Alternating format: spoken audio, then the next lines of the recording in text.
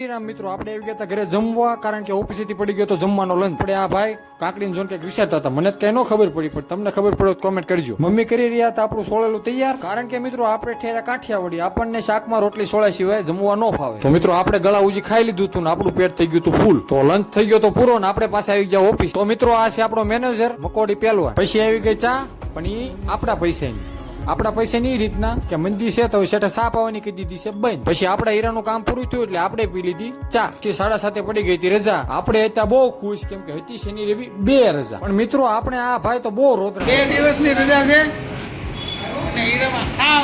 તો ઘરે જતી વખતે આપણે લાગી કે રસ્તામાં તરસ, તો આપણે ઉભા રહી ગયા સોડા પીવા. અને પછી મારો ભાઈને ચેલેન્જ કે હું એક વાર માંથી સોડા પી જાઉં. તો મિત્રો ઘરે પહોંચ્યો ને તો થાક લાગ્યો તો જોરદાર, એટલે આવીને પડી ગયો સીધો શેટીએ. મિત્રો તમે વિચારતા હશો કે સોડાના ચેલેન્જ નું શું થયું? તો સોડાનો ચેલેન્જ નો વિડીયો આવશે કાલે ડિટેલમાં મોટા વ્લોગમાં. અને જો વિડીયો ગમ્યો હોય તો લાઈક, કોમેન્ટ, શેર અને ચેનલને સબસ્ક્રાઇબ કરવાનું